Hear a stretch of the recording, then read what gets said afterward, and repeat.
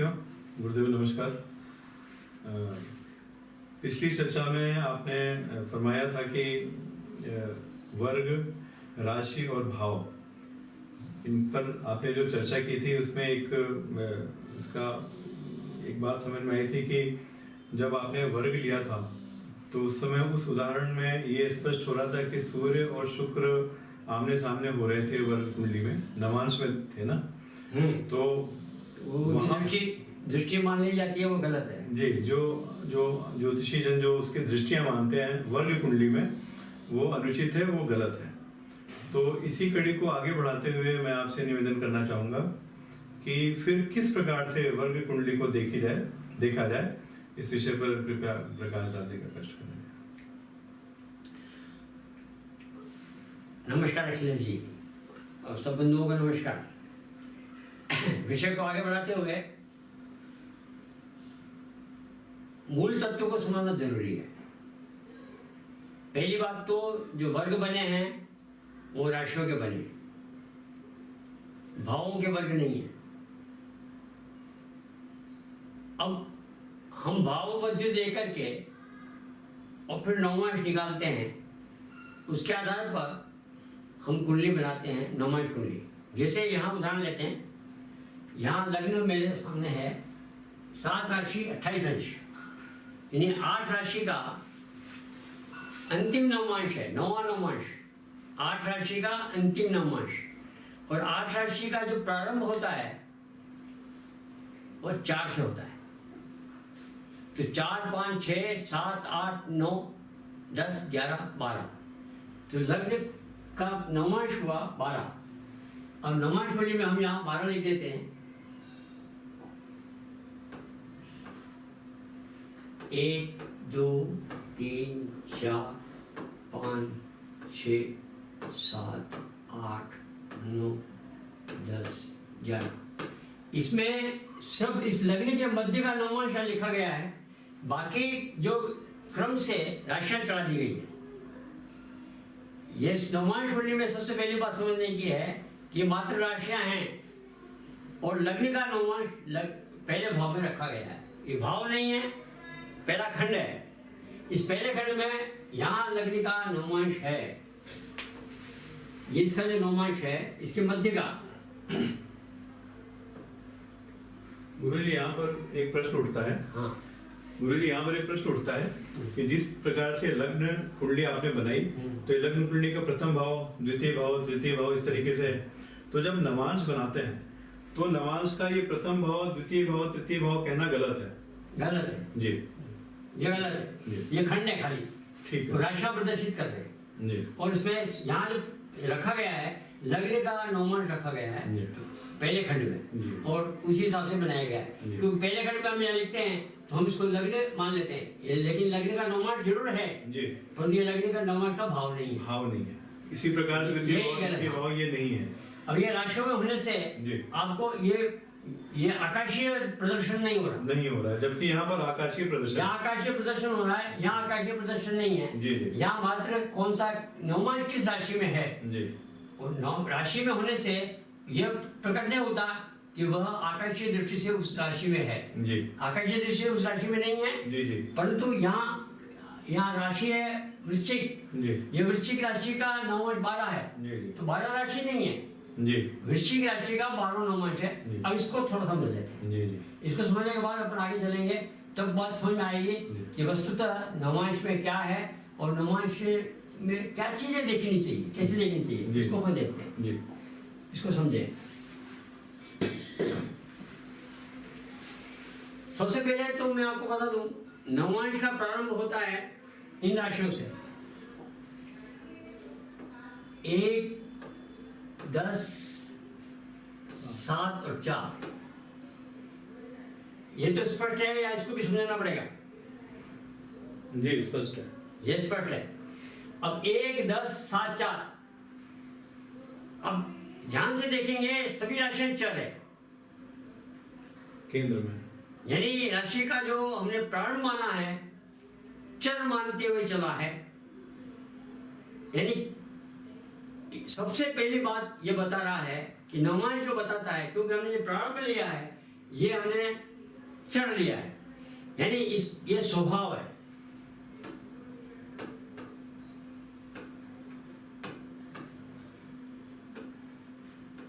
नवमांश में सबसे पहली बात स्वभाव दर्शाता है। तो सबसे पहली बात समझना चाहिए कि स्वभाव बता रहा है। अब स्वभाव में हमारे पास दो चीजें हैं, एक तो राशि का स्वभाव है और दूसरा राशि की प्रकृति है। अब हम एक एक का विवेचन थोड़ा ध्यान से करेंगे तो कुछ बातें समझ में आएगी। एक से लेकर यहां 9 तक इसके नवमांश बनेंगे। इसी प्रकार इसका 10 से चालू होगा, 10, 11, 12, 1, 2, 3, 4, 5, 6 तक, ये 6 तक जाएगा, ये 12 तक जाएगा। ये सब द्विस्वभाव राशि आ जाएगी। मिथुन 3 तक जाएगा, ये 3 और फिर 12। ये एंडिंग देखोगे आप, ये द्विस्वभाव हो गए, सबके एंडिंग द्विस्वभाव हो गए। प्रारंभ हो गया चर चर स्थिर द्विस्वभाव, चर स्थिर द्विस्वभाव, चर स्थिर द्विस्वभाव, चर स्थिर द्विस्वभाव, चर स्थिर द्विस्वभाव।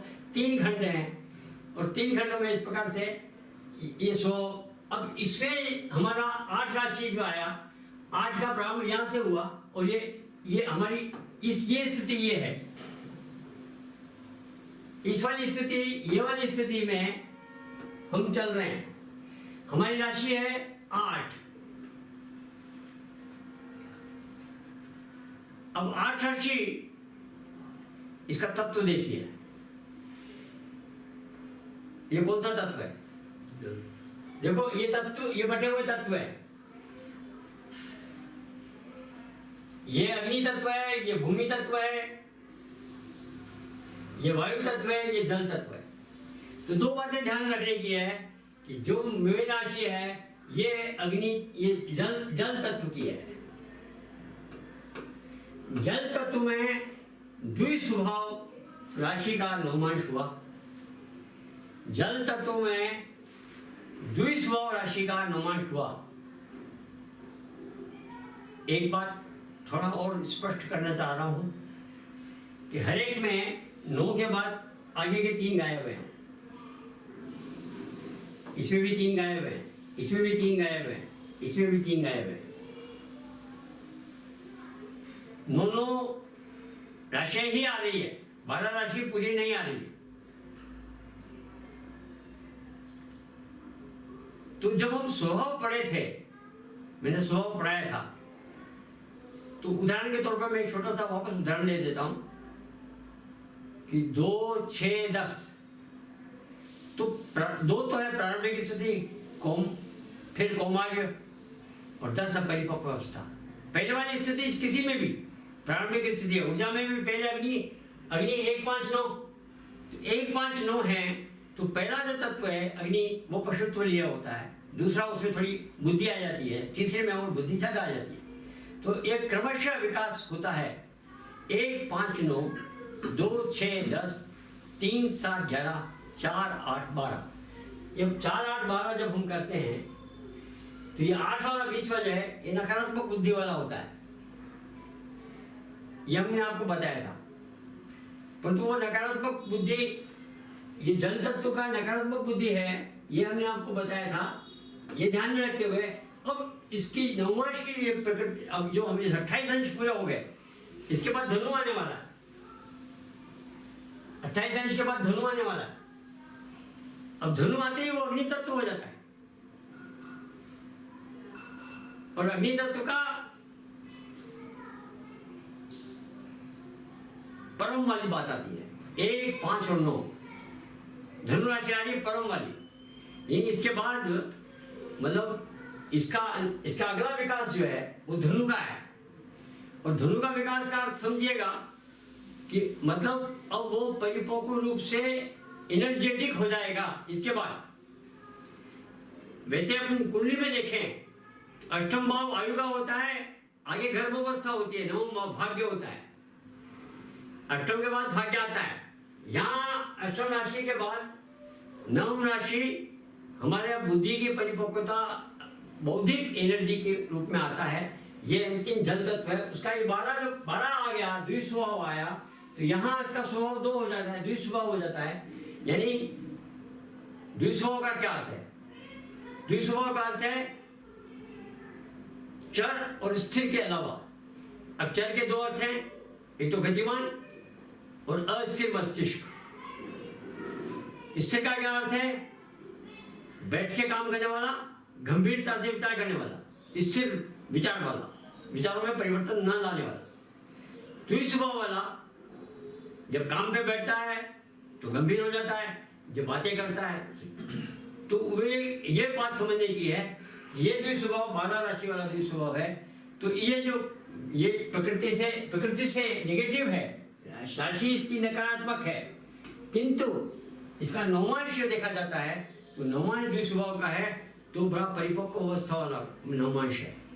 तो ये आपको व्यक्तित्व को जानना पड़ेगा कि इसका जो व्यक्तित्व होगा वो व्यक्तित्व परिपक्व अवस्था वाला होगा, जिसमें काम के समय वो काम की तरह गंभीर और अन्य अवस्थाओं में जो है वो चुलबुलाया, जो भी जैसा भी उसकी अवस्था होगी उस प्रकार की होगी।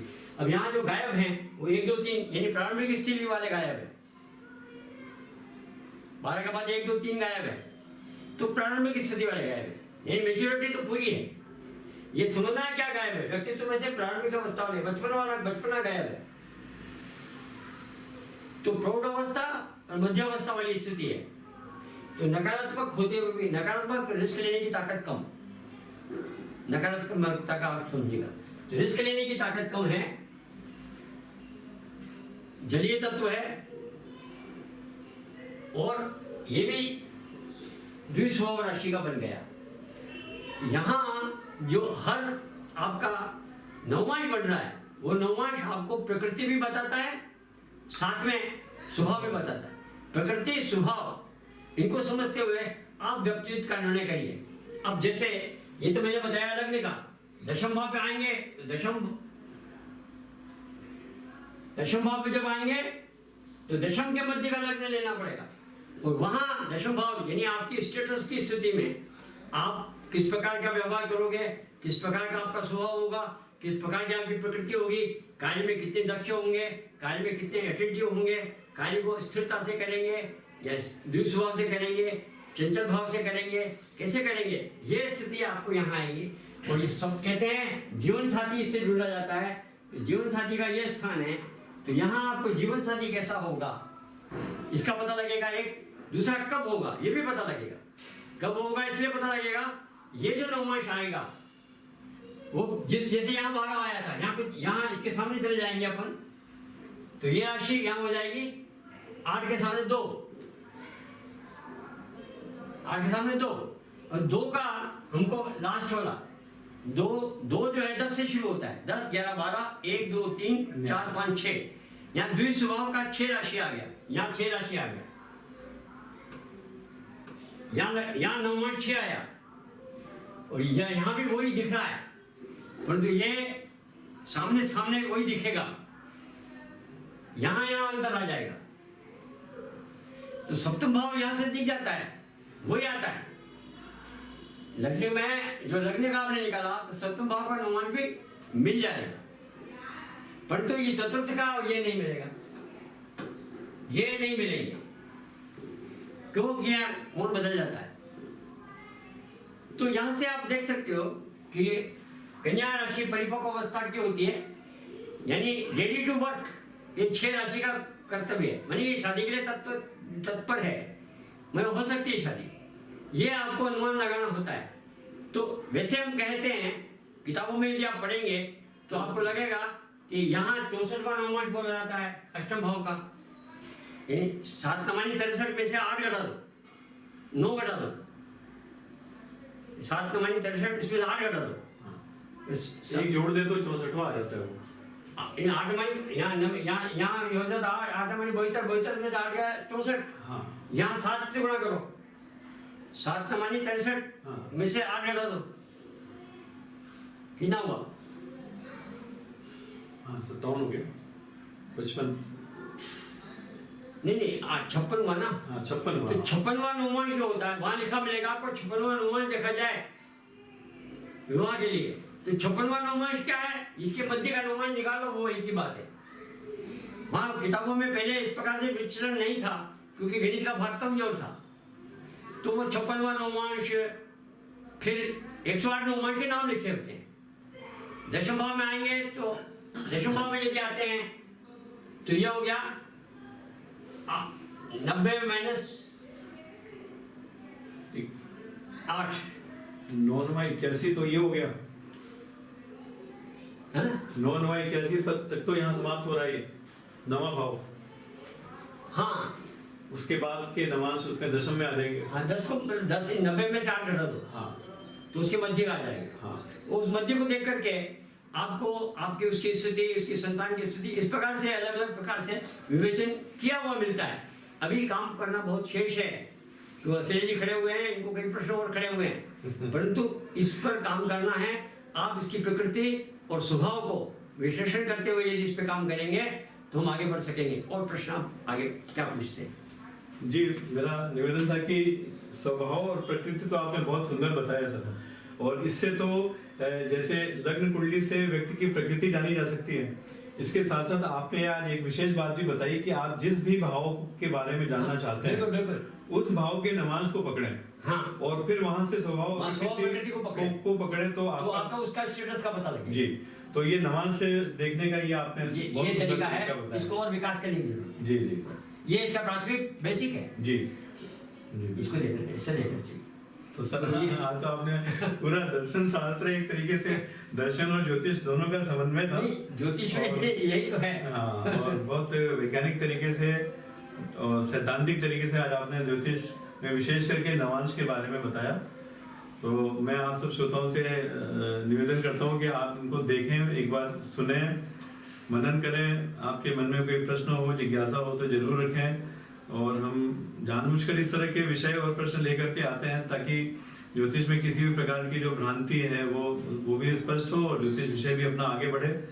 तो आप आज यही विराम देते हैं। सबको नमस्कार, बहुत बहुत धन्यवाद। एक बात यहाँ और स्पष्ट कर देना चाहता हूँ, एक ही प्रकार के प्रश्न विभिन्न व्यक्ति पूछते हैं, विभिन्न स्तर का उत्तर हो जाया करता है।